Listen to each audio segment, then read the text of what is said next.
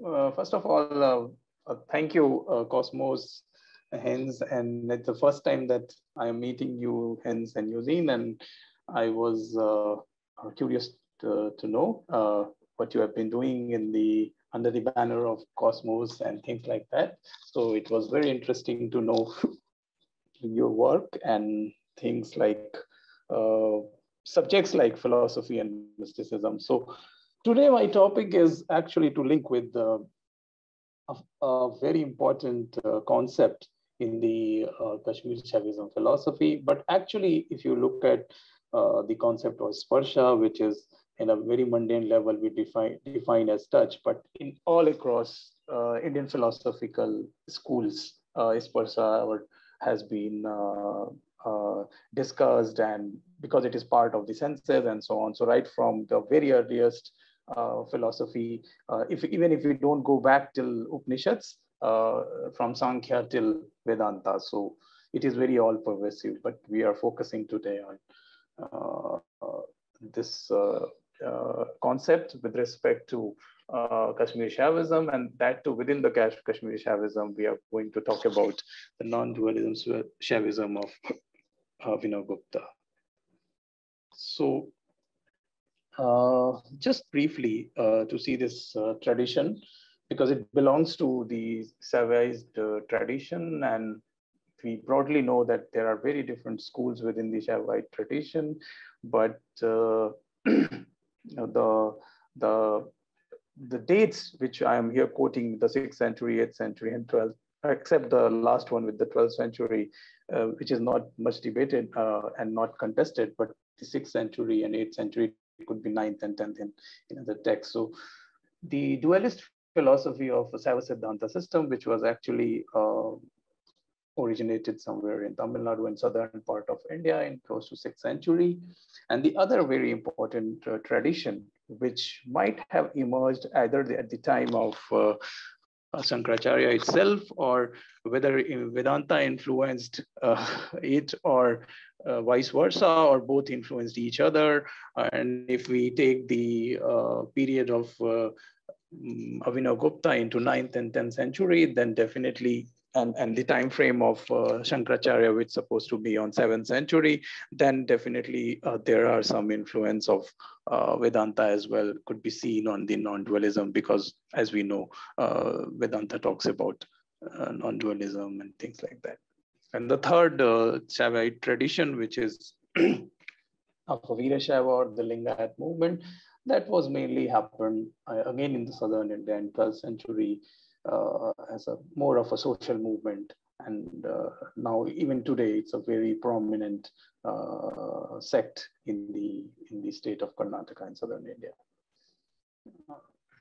So now getting back to the Kashmiri Shaivism, broadly speaking, it's a very, very complex network of lineages within the Kashmiri Shaivism framework. There are a number of networks and lineages, number of doctrines. It starts from very early.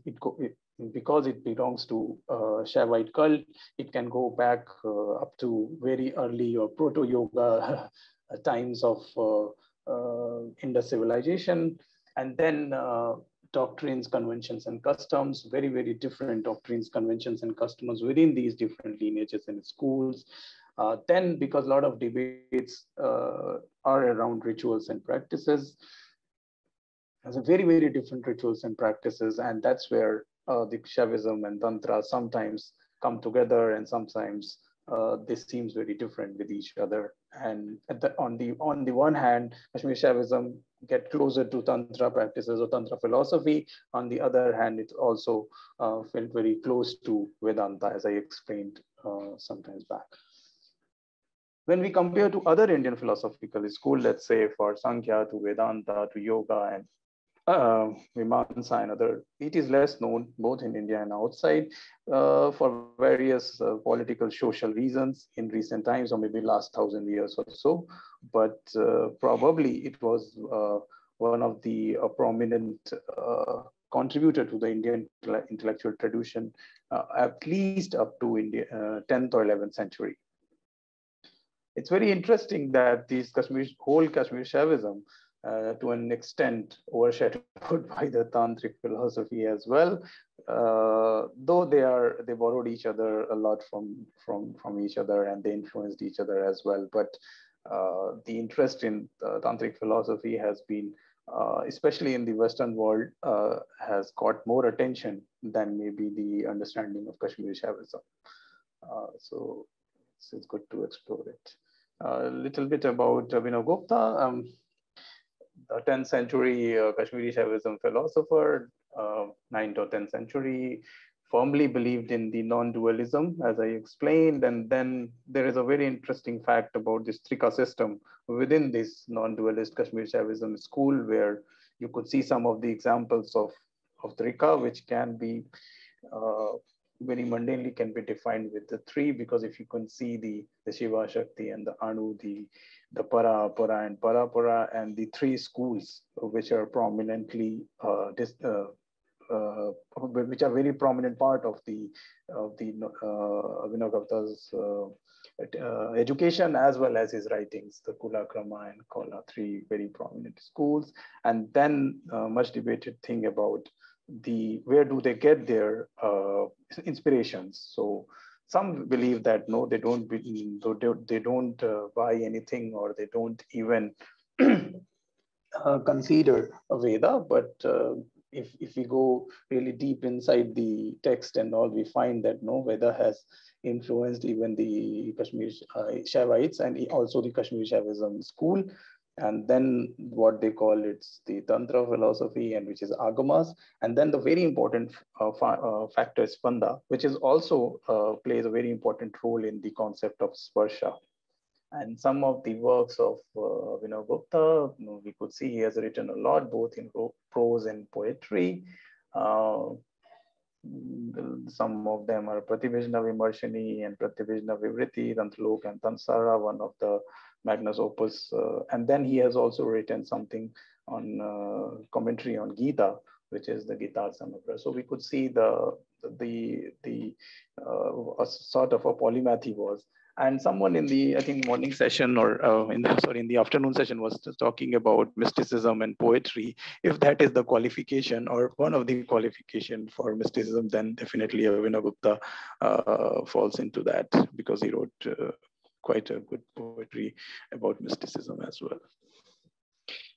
So what is this goal? What is the goal of by which via this important concept of a sparsha, what one has to achieve in the philosophy of Abhinav Gupta's?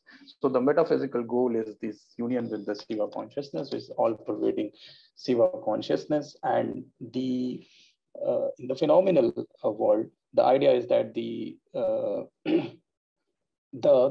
individual, the self, has forgotten, and he has detached because of his involvement in the phenomenal world, that he has forgotten the divine sparsha, that he has to get back to the divine, the real nature of himself. And again, he is yearning for the succinct union with the Shiva. And that's what would lead him or her to get the union with the Shiva consciousness.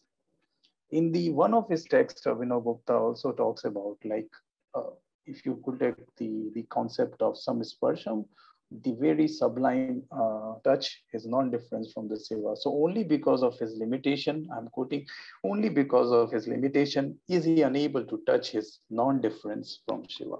Kevalam parimityam Shiva Vedam samsparsham. And I will explain what samsparsham is. So it is, could say that because sparsha has been etymologically speaking, sparsha can be right from Sankhya till Kashmiri Shaivism. It can be discussed, and philosophically it has been discussed and interpreted in a very, very different way. So what is samsparsham means to Abhinav Gupta? Here you will see that. So broadly speaking, again, as I said, it's one of the, sparsha is one of the 5 knowledge senses, which is Gyanendriya. And but what differentiate in the Kashmiri Shaivism philosophy of Abhinav Gupta is when he talks about this tangent experience of self, the swata, and the whole idea is about going beyond the essentials, the nominal world, where it has to get unison with the Siva. And then Abhinav Gupta also speaks about the very personal experience, the subjective personal experience of an individual that is also under the self or swata. And then, as I explained in the Trika system, that sound or spandan, and we know very famously about Spandakarika.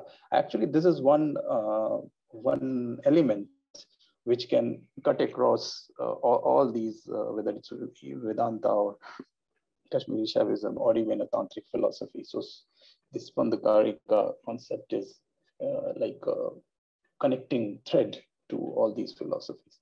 And then, as some of the students of Shaivism and Kashmir Shaivism philosophy must be knowing, that there is always a debate and discussions and different schools within these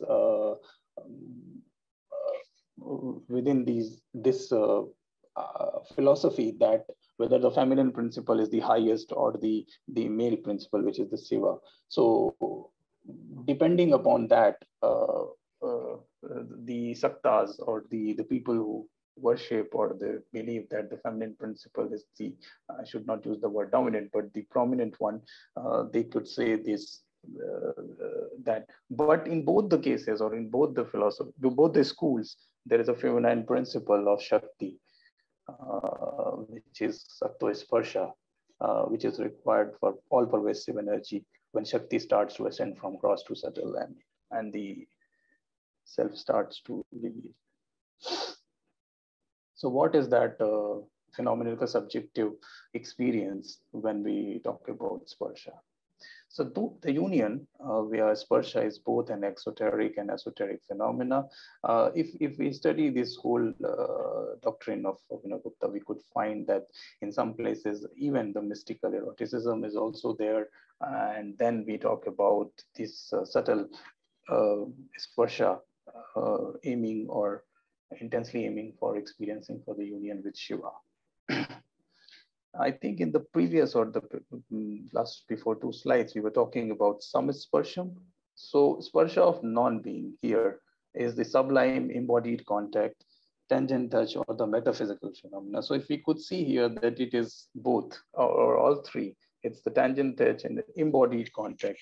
So it is something linked to the body-mind connection, where the consciousness starts at the body and then it goes into the metaphysical phenomena of an intense experience aiming for the union with the ultimate. Then comes the very important concept of Prakasha and Vimarsha. Actually, as we have seen in the second or the third slide, where it was mentioned that the self has forgotten, and it's what he has forgotten is the awareness of the self.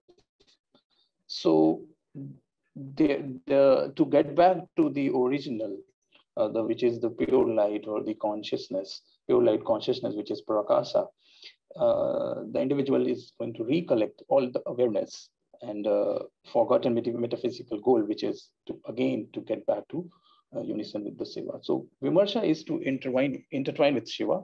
Vimarsha is onto Shiva and to touch Shiva, to gather the totality together again back to the Prakasha. So Vimarsha is, we could say, is the process, the subtle process of Sparsha, by which it gets back to its original, which is the pure light of consciousness, which is Prakasha.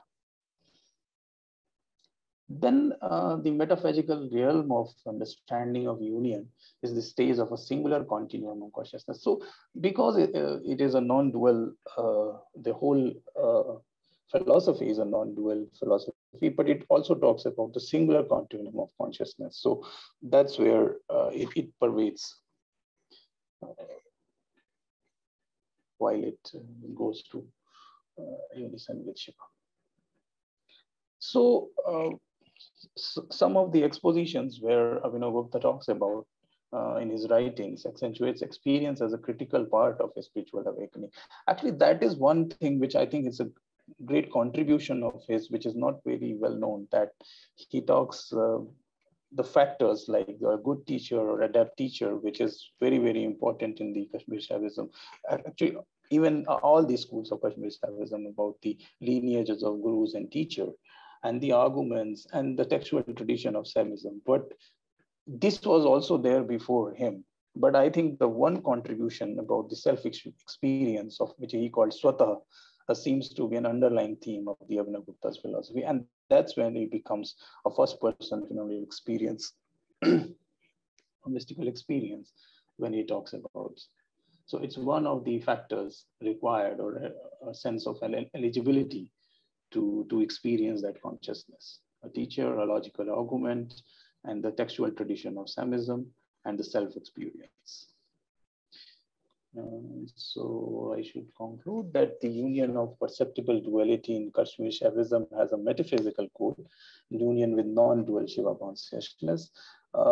It begins at the body's mundane experience at different stages of manifestation, the varying degree of blood boundaries of absorption, culmination stage of Shiva Shakti, and the ultimate union is with Shiva consciousness is a complete metaphysical stage of self-merging or realizing the Shiva, the ultimate consciousness.